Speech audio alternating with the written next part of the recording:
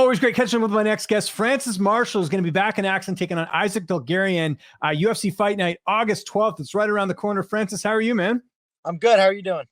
Doing great. I appreciate the setup here today. I got to tell all the fighters this. If you're in the car, it's good lighting. It's quiet.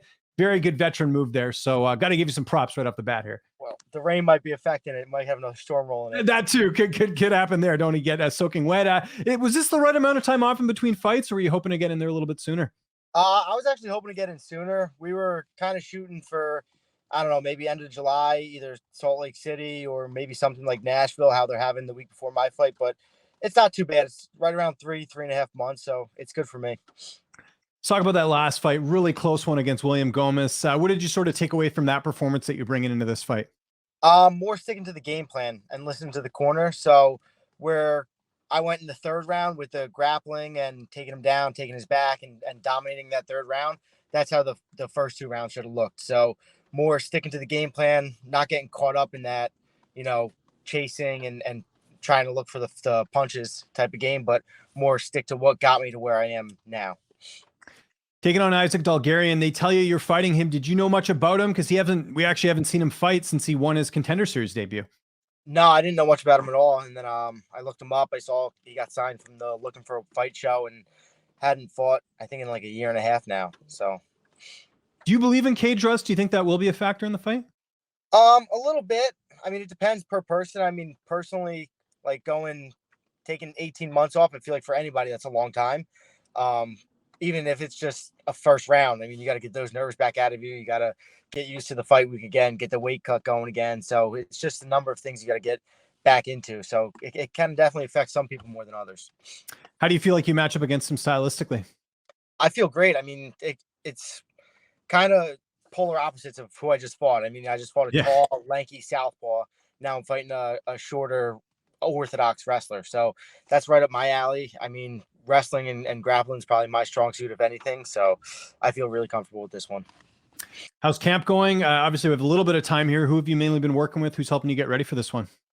Camp's going great. I've been mainly working with, Kurt still.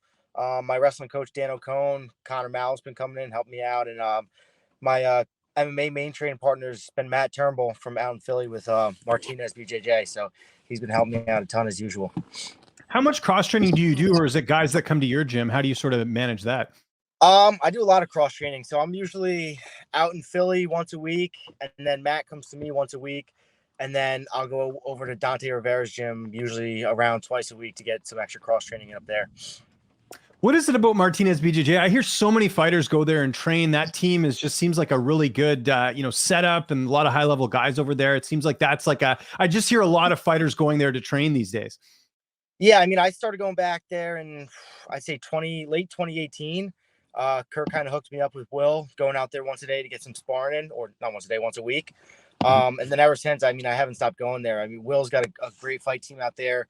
All his guys are tough. It's that Philly toughness they have out there, and they're always just down to work hard, spar, get great training in. So, I mean, I look forward to my Sundays going out there. We got a bit of time before the weight cut. How's that all going? I know, you're not a guy that ever misses weight or anything, so I'm assuming everything's going according to plan. Yeah, everything's going well. Right in striking distance. I've been between like 62 and 65. So right around usual for me. I try to maintain that weight. Is it tough during the summer? Because, everyone's outside. You always want to eat good food and stuff. Is it more difficult now, or is it harder in the winter? How do you sort of deal with, all that? I'd say it's probably easier now because you get to go outside, like work out more outside, go on outside runs with the heat and stuff. And I think just getting more of a sweat off every workout because it's just hotter in general. But the food factor, I mean, it's always there. More so, I'd say, in the winter with Christmas and Thanksgiving. That's true. The holidays, they're really tough to get through those sometimes. Yeah, no, I understand that for sure. What about your corner? Anything different there? Kurt's going to be there. Who will be in the cage with you? Kurt, Dan O'Cone, and Mickey Red, my boxing coach, will be back there. So same three I've had with me. And I'm sure they'll be here for as far as I can see. How do you see this fight playing out on August 12th? I see a very tough contested first round. He's going to be working for takedowns, defending takedowns, landing strikes, keeping the range a little bit. And then, picking it up in the second and third round, looking to keep the pressure on, maybe gas them out, or just keep that pressure going forward. And my fight experience, I think, overwhelms him. Do you want to get one more fight in this year? Is that kind of the plan, or you just kind of see how this goes and reassess? Yeah, that's the plan for me. I mean, I want to fight this fight, say all goes well, and then try to get back in there November 11th. I know they're fighting at MSG. It's right in my backyard, so a quick turnaround for me would be great. If not, shoot for like December again. Yeah, what would that mean to fight in Madison Square Garden? For some people, it's like a big milestone. For others, it's just like, hey, we're fighting in New York. But how would you look? I mean, again, not looking too far ahead here, but is that like a milestone for you? Yeah, a little bit. Not so much that it's like, I mean, I know MSG is the mecca of fighting and everything with boxing in the past, and they've always had great cards in the UFC, but it's also just very local to me. So I could have a good turnout there, pack it out for the prelims and whatnot. So it would be very exciting for me to get another a fight at the MSG. And what do you make of, obviously at the top of your division, we've got Alexander Volkanovski just defeating Yair Rodriguez. What did you think of that performance? Were you expecting that outcome with Volkanovski finishing Rodriguez? Yeah, pretty much. I think Vol kind of dominates the division right now. There's no one really in sight to stop him. He's been kind of on a tear. His fight IQ is very high. He's doesn't gas out. He's just pretty well rounded all around. So I think he's got another 2 or so years of staying at the top.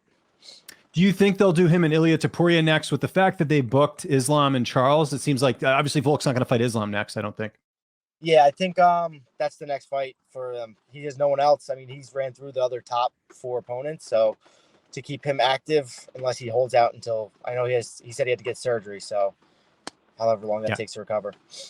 How do you think Ilia's chances will be against Volk? Just because, he looked really good against Josh Emmett. I guess if you want to do a little MMA math, Yair finished Josh Emmett. Ilia took him to a decision, but still a dominant win as well.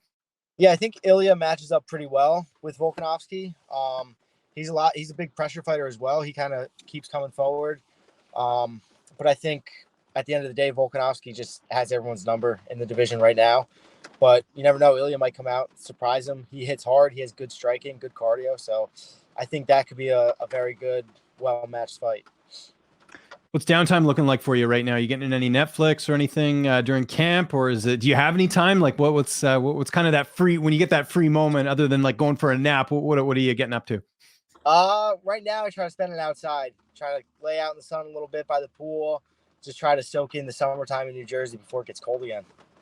Right. Yeah, I know the polar opposite weather. I know it kind of sucks, right? Especially wintertime. Like, you're not getting that vitamin D, right? That's important. So I know. Yeah. Are you watching? I can't remember if I asked you this last interview. Do you watch any other sports? Not much. I used to watch football, but I'm kind of just watch really MMA now and stick to training. And do you get any Netflix time in, or is that kind of off limits just because you're so busy with camp? I don't really get much time in. Maybe on the weekends, if anything. But I've been saving the weekends for the Ultimate Fighter show right now. I've been watching it. Yeah, what do you think of that? I mean, let's start first with the fact you like the format of it, because I like seeing the veterans on there because we already know who they are. You're kind of rooting for them to get back in, I think the format's good, but I think maybe in the future, if they stick with it, kind of how they used to pick it individually, so you could have a mix on one team between veterans and contenders. Yeah, I think, because you're seeing right now the results of that where the veterans are just kind of winning everything, right? Yeah, they're kind of just dominating it, which, I mean, it goes with experience, I think, as well. Like being there, fighting at the Apex already, having the UFC on your gloves, you don't really have those nerves as much as maybe the prospects coming up. So I think just like a blend of them would have been a better workout. I think they should get, people are like, oh, nobody watches The Ultimate Fighter, but I think they could do it if they kept the veteran things going. Because I think you got Contender Series and you have all these other regional promotions now that are like available on Fight Pass that we can watch. It's not like we can't find regional MMA now. I think The Ultimate Fighter should be more like veterans that want to get back in the UFC. I think that's more interesting from my vantage point. What do you think of that? Yeah, I think it's a great opportunity for a lot of those vets to work their way back into the UFC. Because, you see a lot of guys that have the talent and have the potential to stay in there, but when they get those tough matchups, they maybe drop 2 or 3 fights and then end up getting cut, and then you got to work. No one really wants to fight you in the regional scene after that, so it's kind of hard to build back up to the UFC, and then that would be a good way for them to get back in. Is that something you'd ever want to do? Coach on the show, not be on the show. Obviously, you're in the UFC, but would you ever want to be a coach? Yeah, I mean, if the opportunity presented itself in the future, I mean, I think it'd be a great opportunity to work with other fighters, share some knowledge, and I'm sure they pick up a ton of things from other guys. I mean, you have 8 new faces in there. It never hurts to learn from someone else. Well said. Francis, thanks for doing this, man. I appreciate the time. If there's anyone you want to thank, any sponsors, any social media you want to mention, I'll give you the last word. Quick shout out to All for One Coffee Company. They've been helping me out the past few months with the sponsorship, and then also Campai Pandas, rocking the shirt right now. They've been hooking me up with the sponsorship as well. And then my Instagram is at Francis Marshall 1. You can reach me on there.